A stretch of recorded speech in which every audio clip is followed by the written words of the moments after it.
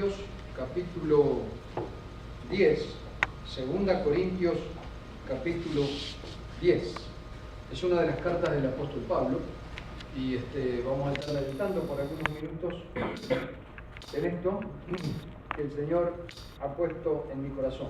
El Señor nos ha venido hablando en estos meses de tantas cosas. Y yo tengo un récord, o sea, yo puedo mostrarle a usted mi primer bosquejo que yo prediqué cuando yo tenía 20 años de edad.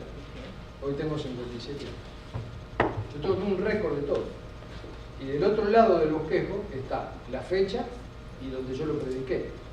¿Por qué le digo esto? Le digo esto porque si un mensaje que viene de parte del Señor, como lo que vamos a ver en esta noche, es digno de ser predicado una vez, es digno de ser predicado 1000 veces. Y eso no lo dije yo, eso lo dijo John Wesley, que fue uno de los predicadores famosos del siglo pasado, británicos. Entonces, cuando una palabra viene a mi corazón, a mi vida, y yo la analizo, la estudio y la comparto, luego yo lo guardo. En más de una ocasión, yo vuelvo ahí y veo qué es lo que Dios nos ha venido diciendo a nosotros, en este caso, como iglesia. Como por ejemplo, ¿de qué hablamos el domingo pasado? A ver, ¿de qué hablamos el domingo pasado? El domingo pasado, dígame. Ese fue el domingo anterior. Ese fue el domingo anterior.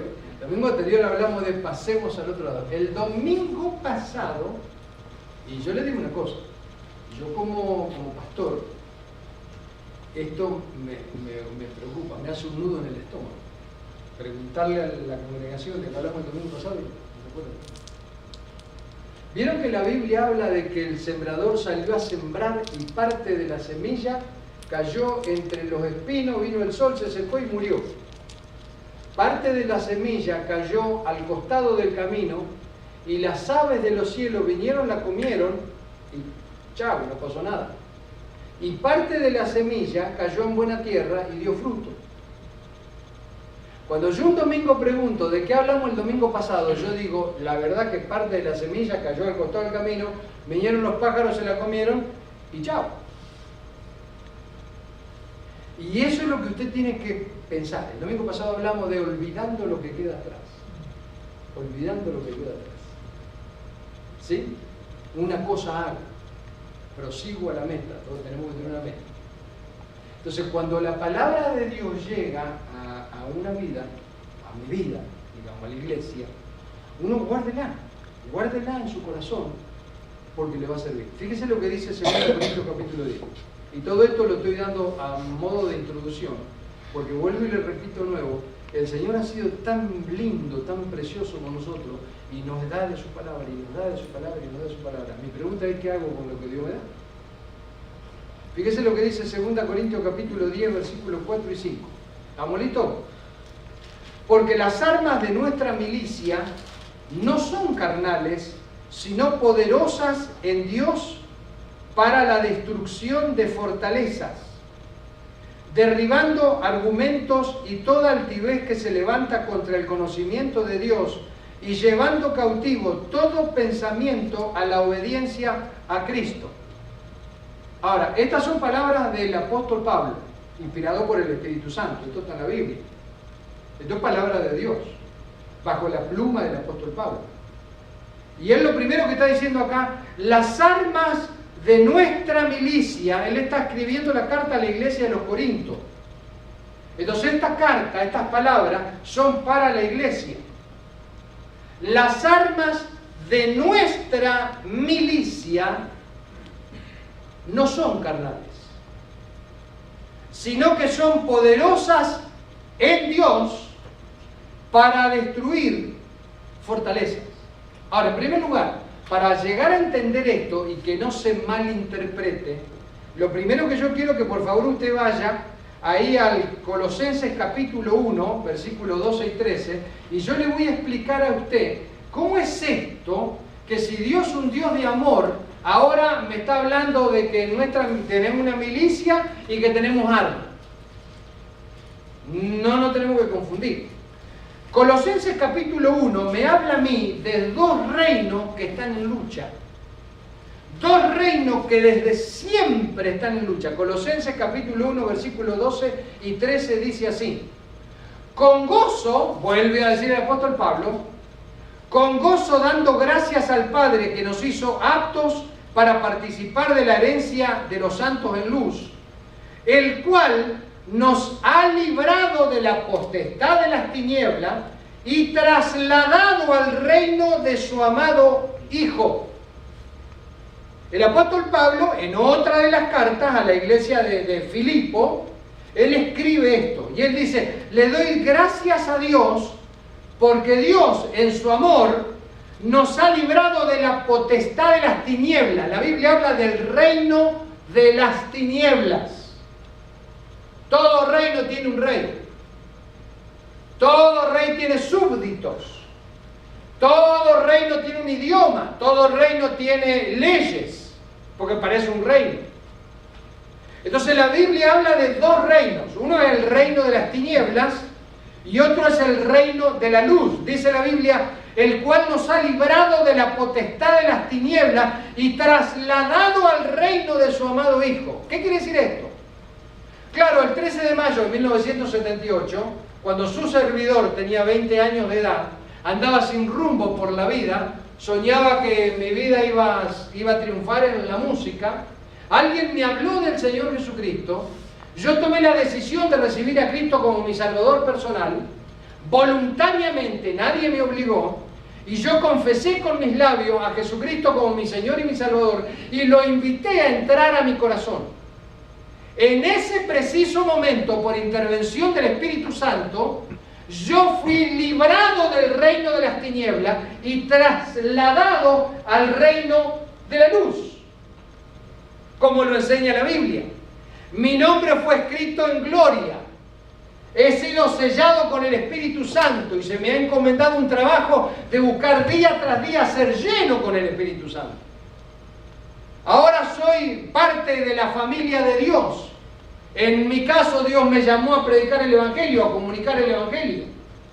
Entonces, para poder entender que las armas de nuestra milicia no son carnales, sino poderosas en Dios, debemos entender de que hay dos reinos que están en una constante lucha. Yo pertenezco al reino de la luz. Y todo aquel hombre, mujer alrededor del mundo que recibió a Cristo como su Salvador personal y confesó con sus labios a Jesús como su Señor, pertenece al reino de la luz. En el reino de la tiniebla todavía hay uno que quiere amargarnos la vida, todavía tiene súbditos que son los demonios, como lo vamos a ver esta noche, que andan dando vueltas y que le están amargando la vida a aquellos que viven, o pretendiendo amargar la vida, a aquellos que viven en el reino de la luz.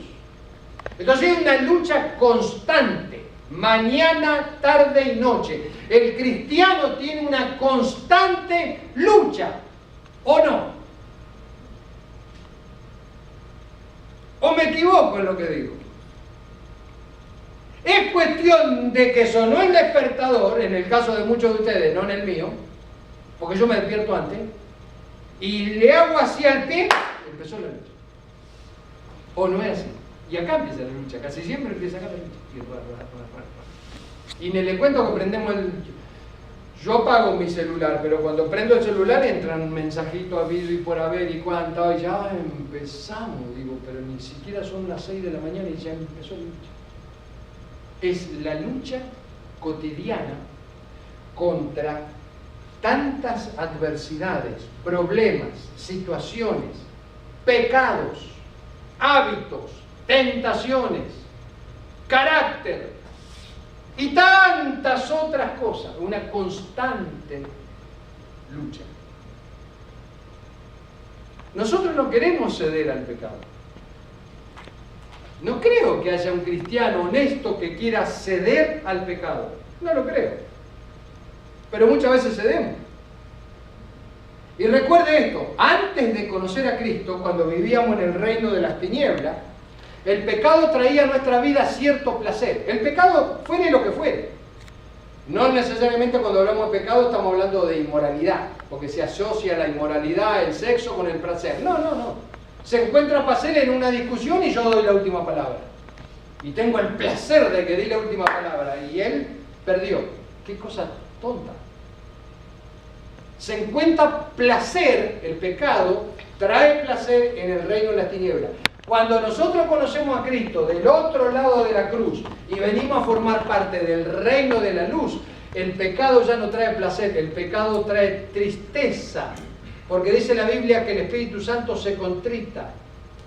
Entonces nosotros no agradamos a Dios cuando pecamos, entonces se pone triste nuestro corazón, nuestro ser. De ahí en más que yo aconsejo a las personas que vienen a tomar consejería con nosotros, si usted está deprimido, lo primero que usted tiene que hacer es haga una revisión en el altar de su alma. Porque por ahí puede ser que haya pecado, usted es cristiano. Capaz que hay un pecado escondido, oculto, y eso le trae tristeza, le trae depresión. Entonces la Biblia dice que las armas de nuestra milicia no son carnales sino poderosas en Dios. ¿Por qué? Porque hay una lucha entre dos reinos, el reino de las tinieblas, el reino de la luz. Nosotros vivimos en el reino de la luz. Nosotros queremos agradar a Dios, servir al Señor Jesucristo, complacerle a Él, pero de allá enfrente nos están tirando piedras. Entonces lo que nosotros tenemos que saber, como lo dice Efesios 6:12, porque no tenemos lucha contra sangre y carne, sino contra principados, contra potestades, contra gobernadores de las tinieblas de este siglo, contra huestes espirituales de maldad en las regiones celestes. Eso lo dice Efesios 6:12. Tenemos una lucha, pero no cuerpo a cuerpo con el vecino o el compañero de trabajo. Tenemos una lucha espiritual. Tenemos una constante lucha espiritual. Y a veces el mundo, porque yo creo que todos los que estamos acá creemos, porque si usted está acá y no cree, no sé lo que está haciendo acá entonces, en el mundo espiritual. O sea, el mundo de la materia es lo que usted ve.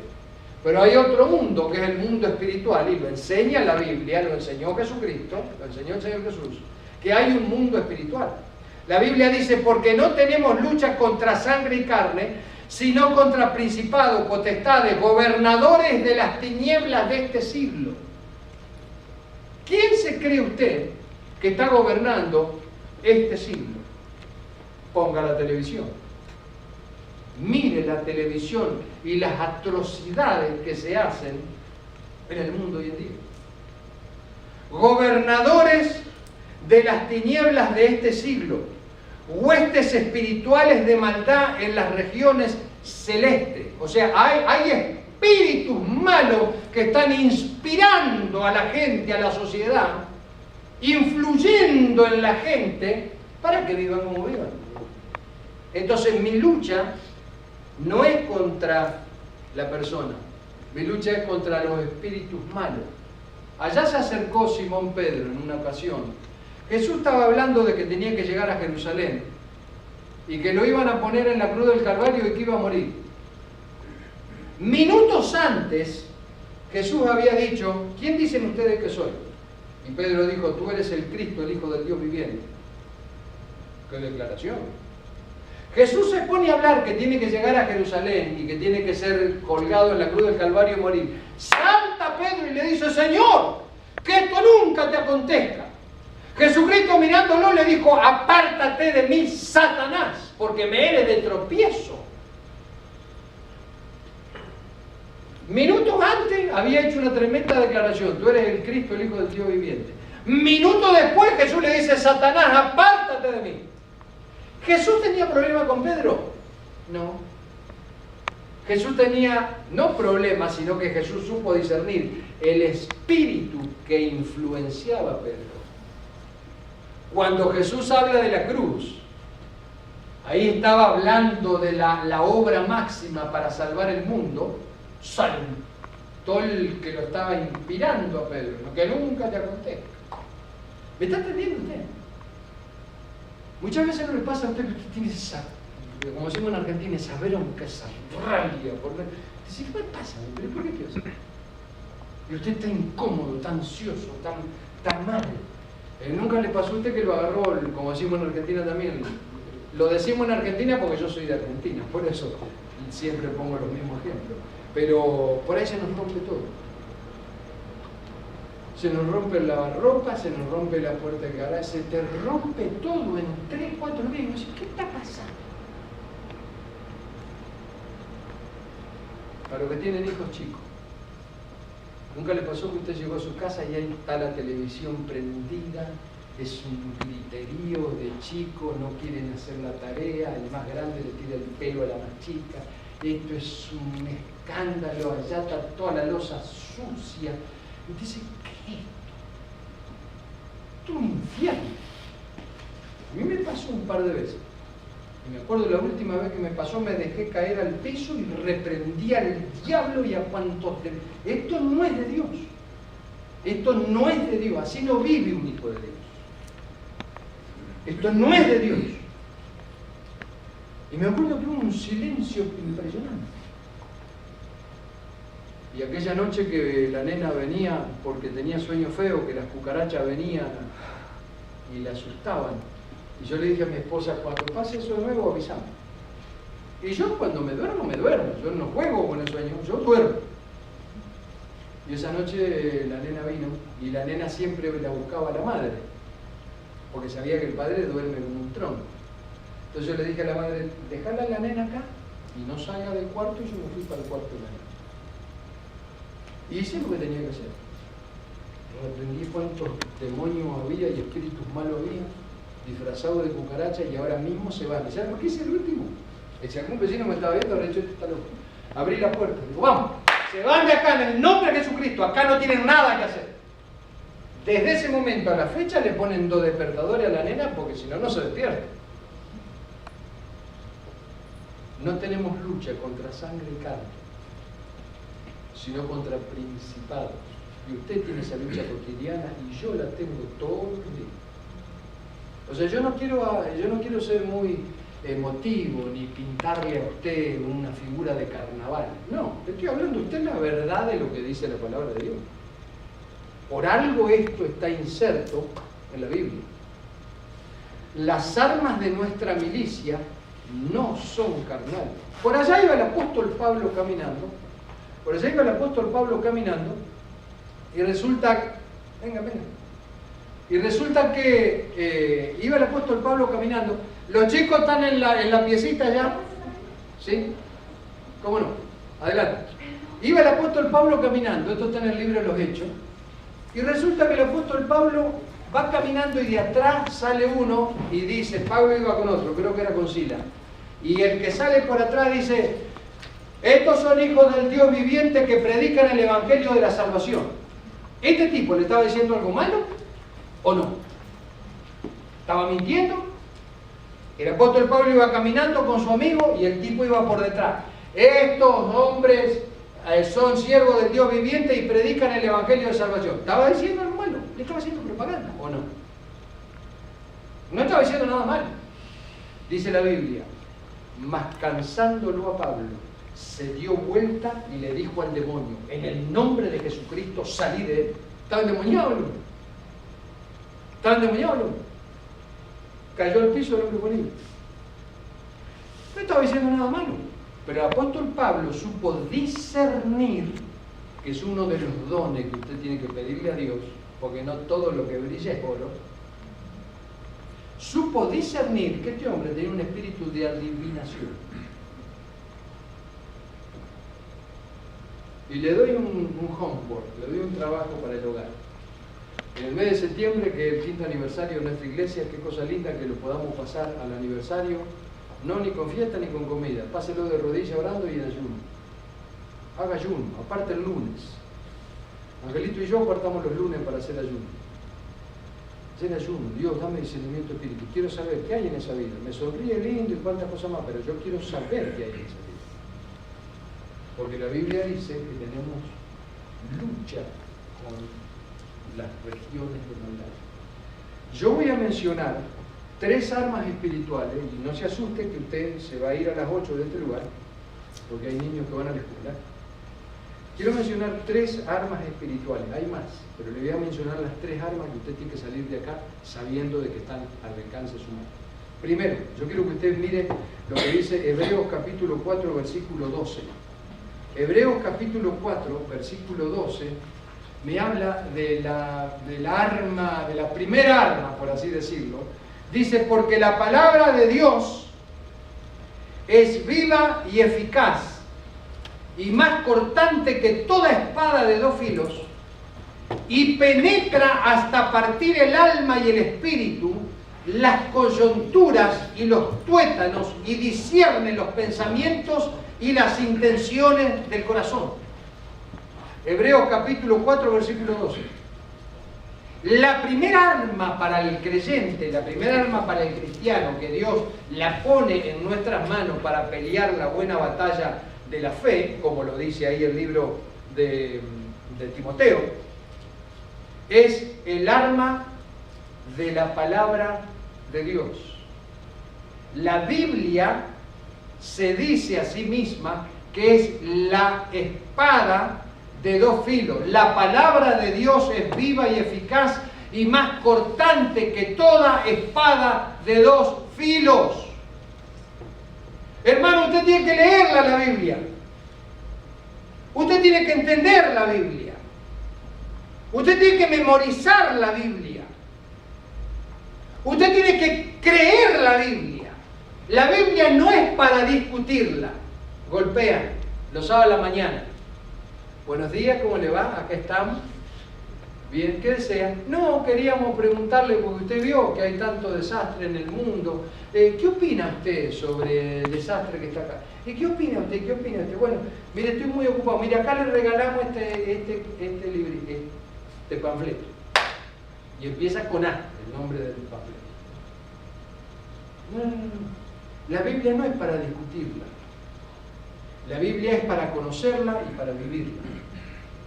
No se escribió nada de la Biblia que sea para discusión.